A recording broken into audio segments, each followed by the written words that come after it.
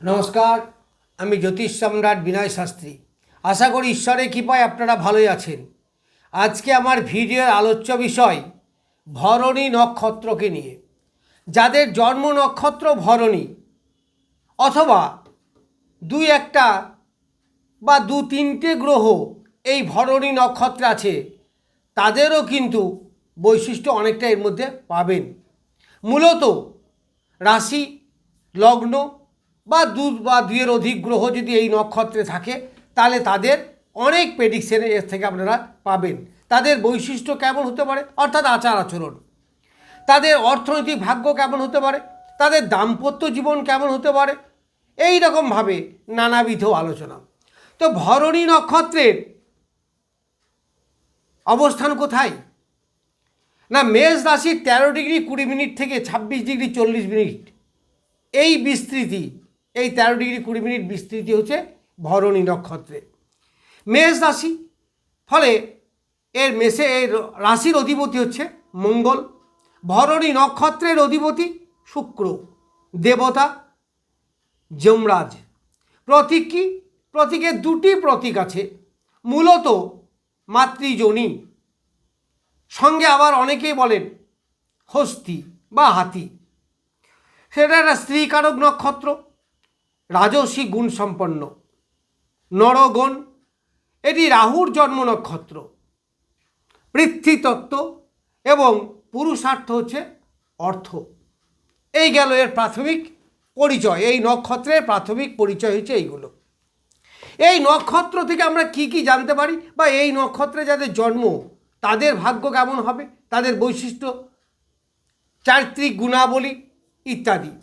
প্রথমেই বলি যে এই নক্ষত্রে যাদের জন্ম তাদের মধ্যে বেশ কিছু বৈশিষ্ট্য লক্ষ্য করা যায়। প্রথম বলি, এদের মধ্যে আছে একটা পরিবর্তনশীলতা।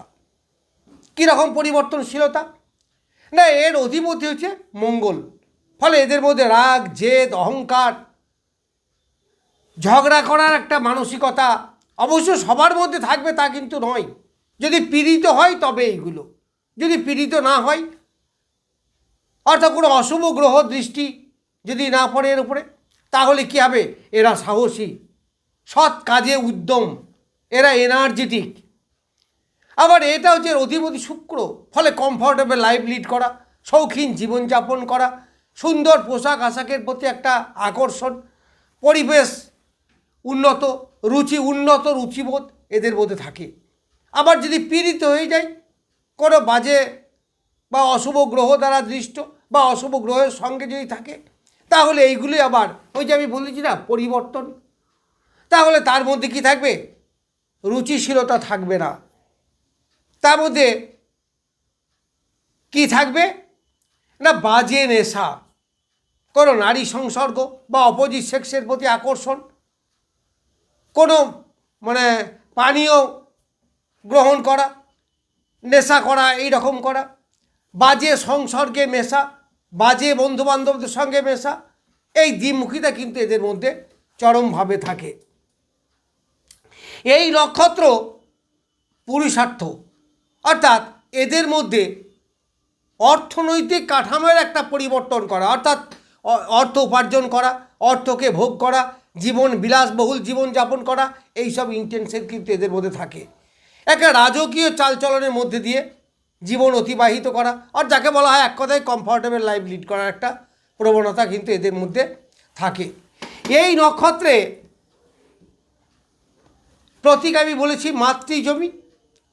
তবে মাতৃজনী অর্থাৎ যেখানে সৃষ্টি, আবার এর মধ্যে আছে আবার ধ্বংসও আছে, কারণ এর দেবতা হচ্ছে যমরাজ। যমরাজ কিন্তু খুব ন্যায়ের দেবতা, ন্যায়নিষ্ঠ। ফলে এই সমস্ত জাতকের মধ্যে একটা ন্যায়নিষ্ঠ হওয়া, জীবনযাপন করা, এরা ভালো লয়ার হওয়া, ডিসিপ্লিন অনুযায়ী জীবনযাপন করা, এইগুলো থাকে।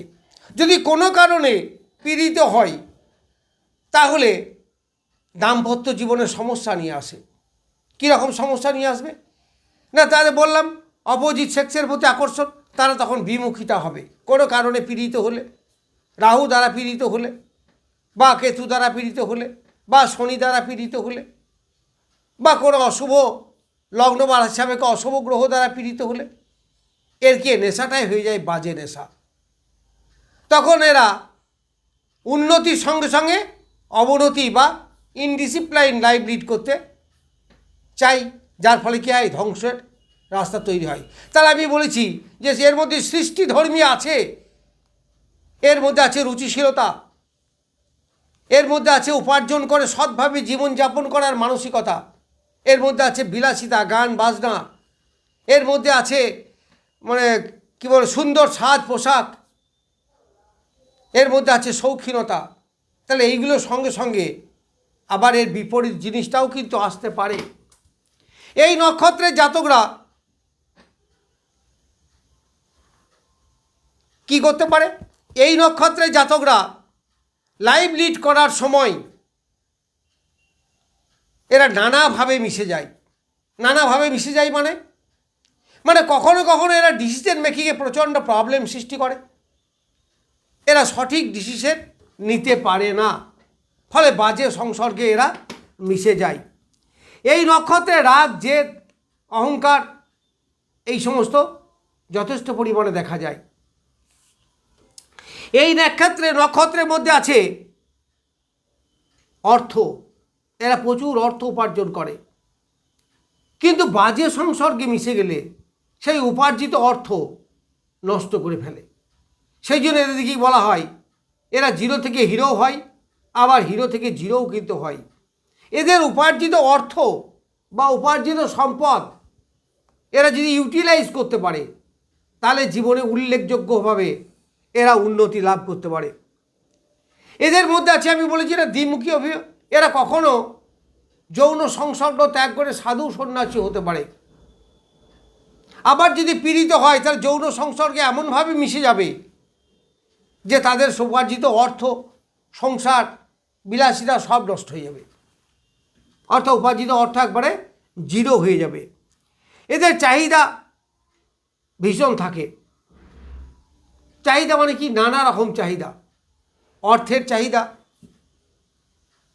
এদের অপোজিট সেক্সের চাহিদা, এদের নেশা করার একটা চাহিদা, এইগুলো কিন্তু এদের মধ্যে প্রচুর পরিমাণে থাকে। এখানে শুক্রের বিলাসিতা ভীষণভাবে থাকে। সুতরাং শুক্র যদি বলবান হয়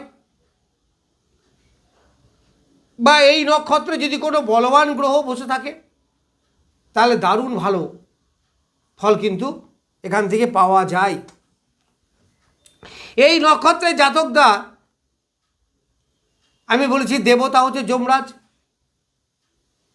দেবতা যমরাজ হওয়ার জন্য এরা কিন্তু ন্যায়নিষ্ঠ হয়, এরা সহজে কোনো অন্যায় কাজ করতে চায় না। এদের কিছু কিছু খারাপ বৈশিষ্ট্য আছে, অবশ্যই আছে, সেটা প্রত্যেকটা নক্ষত্রেরই আছে। যার মধ্যে ভালো গুণ আছে, তার মধ্যে কিছু খারাপ গুণও আছে। তো যাই হোক, যেহেতু এটা রাহুর জন্ম নক্ষত্র, রাহুর প্রভাবও কিন্তু এর মধ্যে কিছুটা থাকে, ফলে উন্মত্ততা, রাহু শুক্র, রাহু মঙ্গল এই রকম যদি হয়, তাহলে কিন্তু মুশকিল আছে। এই নক্ষত্রে যদি মঙ্গল থাকে, এই নক্ষত্রে যদি শুক্র থাকে, এই নক্ষত্রে যদি রাহু থাকে, তাহলে দেখবেন অনেকেই মিলিয়ে দেখতে পারেন, স্বীকার করুন আর না করুন, যে তারা পরিবারের মধ্যে কোনো রকম যৌন সংসর্গে লিপ্ত থাকে, বংশের মধ্যে কোনো কারো সঙ্গে। আবার যদি ষষ্ঠপতির সঙ্গে যুক্ত হয়, অর্থাৎ ষষ্ঠপতি এই নক্ষত্রে থাকে, তাহলে মামার বাড়ির কারোর সঙ্গে এইরকম বাজে সম্পর্কে এরা লিপ্ত হয়। এক কথায় এদিকে অনেকটা কামুক বলা যায়। এই নক্ষত্রের পুরুষার্থ বলেছি অর্থ, তাহলে অর্থ উপার্জন করা, অর্থকে ভোগ করা এদের মধ্যে দারুণভাবে দেখা যায়।